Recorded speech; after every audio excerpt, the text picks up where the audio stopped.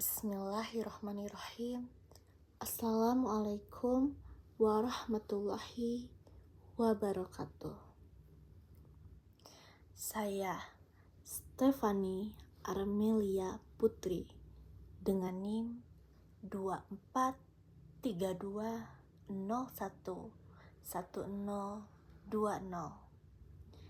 dari Fakultas Hukum Prodi Ilmu Hukum dari Universitas Muhammadiyah Sukabumi.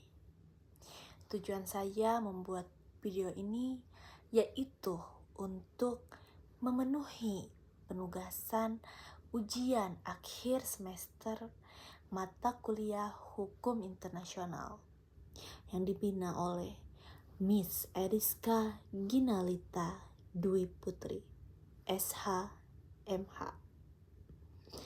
Di sini saya akan membahas atau menyampaikan pendapat pribadi saya mengenai sebuah peristiwa yang sangat menghebohkan dunia internasional, yaitu penangkapan Presiden Venezuela oleh Amerika Serikat. Dan bagaimana hal ini jika dilihat dari sudut pandang hukum internasional? Baik, kita langsung saja ke topiknya, yaitu topik ini memang terlihat berat, tapi saya akan menjelaskannya dengan bahasa yang sederhana supaya bisa dipahami oleh siapa saja, bukan hanya mahasiswa hukum atau ahli politik. Apa sih yang sebenarnya terjadi? Pertama-tama, kita perlu memahami apa yang sebenarnya terjadi. Amerika Serikat melakukan operasi penangkapan terhadap Presiden Venezuela yang masih menjabat. Presiden tersebut dituduh terlibat dalam kejahatan internasional seperti perdagangan narkoba dan kejahatan terorganisir. Operasi ini dilakukan langsung di wilayah Venezuela. Lalu Presiden tersebut dibawa ke Amerika Serikat untuk diadili. Peristiwa ini langsung menimbulkan reaksi keras dari banyak negara dan memicu perdebatan besar. Nah, apakah tindakan Amerika Serikat ini sah menurut hukum internasional atau justru melanggar aturan dunia? Lalu, kenapa ini jadi masalah besar? Ini menjadi masalah besar karena yang ditangkap bukan warga biasa, tapi seorang presiden yang masih aktif menjabat. Dalam hubungan antar negara, presiden bukan hanya individu, tetapi simbol dari negara itu sendiri. Jadi, ketika seseorang presiden ditangkap oleh negara lain, dampaknya bukan hanya hukum, tapi juga politik, keamanan, dan stabilitas dunia. Prinsip dasar hukum internasional. Saya akan menyampaikannya secara sederhana, versi sederhana menurut saya. Sekarang kita masuk ke bagian hukumnya.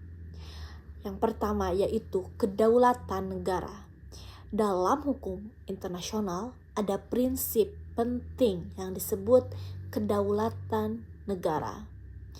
Artinya sederhana, setiap negara berhak mengatur urusannya sendiri dan tidak boleh diintervensi oleh negara lain. Ibaratnya seperti rumah. Rumah kamu adalah wilayah kamu. Lalu orang lain tidak boleh masuk sembarangan. Bukan seperti itu kan? Apalagi ketika orang lain itu membawa senjata dan menangkap orang di dalamnya. Nah, Venezuela adalah rumah. Kita ibaratkan itu adalah rumah. Venezuela ketika Amerika Serikat masuk dan melakukan penangkapan tanpa izin, maka itu bisa dianggap melanggar kedaulatan negara Venezuela. Lalu, kekebalan atau imunitas presiden dalam hukum internasional, ada aturan yang menyebutkan bahwa kepala negara yang masih menjabat memiliki kekebalan hukum, yang dimana artinya presiden suatu negara tidak bisa ditangkap atau diadili oleh negara lain secara sembarangan. Hal ini dibuat bukan untuk melindungi kejahatan, tapi untuk menjaga hubungan antar negara tetap stabil. Kalau aturan ini tidak ada, bayangkan presiden bisa ditangkap hanya karena tidak disukai negara lain. Dunia akan penuh konflik dan saling balas dendam. Karena itu, menangkap presiden negara lain secara langsung adalah pelanggaran serius dalam hukum internasional.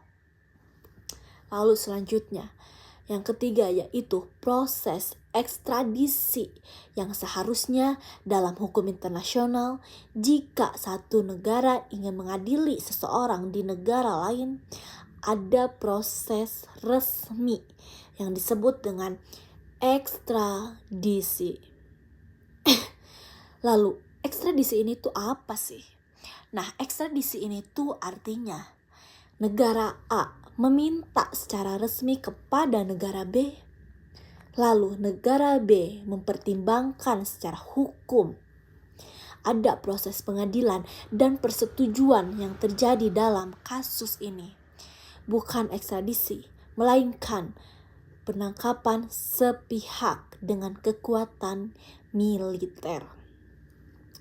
Ini seperti tidak mengetuk pintu, tidak minta izin, langsung masuk dan membawa keluar dalam hukum internasional. Tindakan seperti ini sangat bermasalah. Reaksi dunia internasional, banyak negara dan pengamatan hukum internasional mengkritik keras tindakan Amerika Serikat. Kenapa? Karena tindakan ini bisa menciptakan presiden berbahaya. Artinya, jika ini dianggap boleh, maka negara kuat bisa menangkap pemimpin negara lemah. Hukum internasional jadi tidak adil. Dunia kembali ke hukum rimba, yang kuat yang menang. Seperti itu. Ini bertentangan dengan tujuan utama hukum internasional, yaitu menciptakan ketertiban dan keadilan antar negara. Lalu, menurut pendapat pribadi saya, secara jujur, pertama yaitu saya setuju bahwa kejahatan internasional harus diberantas, termasuk narkoba dan kejahatan terorganisir. Tidak ada satupun pemimpin negara yang kebal secara moral jika memang melakukan kejahatan. Itu perlu digarisbawahi. Namun secara penegakan hukum juga harus benar. Jika caranya salah, maka hukum justru rusak. Dunia menjadi tidak aman. Bukannya aman, tetapi dunia menjadi tidak aman. Lalu kedua, menurut saya, Amerika Serikat telah melanggar hukum internasional dengan melakukan penangkapan langsung terhadap presiden negara lain dengan beralasan demi keadilan. Tidak bisa membenarkan pelanggaran kedaulatan negara lain. Kalau setiap negara bertindak sepihak dengan alasan keadilan versi mereka sendiri, maka tidak akan ada hukum internasional yang dihormati. Ketiga, Saya melihat kejadian ini sebagai bukti bahwa hukum internasional masih lemah terhadap negara adidaya. Negara besar sering membuat aturan, tapi juga melanggarnya. Tanpa konsekuensi yang jelas, ini menjadi pekerjaan rumah besar bagi dunia internasional. Bisa saya simpulkan dari peristiwa ini, menurut saya kita bisa menarik beberapa kesimpulan penting. Seperti yang pertama, penangkapan presiden negara lain secara sepihak melanggar prinsip dasar hukum internasional. Lalu, yang kedua, kedaulatan negara, kekebalan kepala negara seharusnya tetap dihormati. Lalu, yang ketiga, penegakan hukum internasional harus dilakukan lewat kerja sama global. Bukan hanya kekuatan militer saja. Karena ketika kita melihat kejadian ini penegakan ini tuh hanya dilakukan karena kekuatan militer saja. Lalu yang terakhir yaitu jika dibiarkan, dunia akan masuk ke era hukum yang hanya berlaku untuk yang lemah. Jadi orang yang berkuasa bisa menangkap orang yang lemah. Sama dengan halnya negara yang berkuasa bisa menangkap negara yang lemah. Lalu sebagai penutup, demikian pendapat pribadi saya mengenai penangkapan Presiden Venezuela oleh Amerika Serikat. Jika dilihat dari hukum internasional, semoga penjelasan ini bisa membantu kita semua untuk berpikir secara kritis. Tidak hanya melihat siapa yang benar dan siapa yang salah. Tapi juga bagaimana hukum seharusnya ditegakkan secara adil. Seperti itu. Jadi kita tidak bisa melihat siapa yang benar dan siapa yang salah. Kita tidak bisa memandang siapa yang benar dan siapa yang salah. Tetapi juga bagaimana kita harus melihat hukum seharusnya ditegakkan secara adil, seadil-adilnya. Seperti itu. Semoga apa yang sudah saya sampaikan mengenai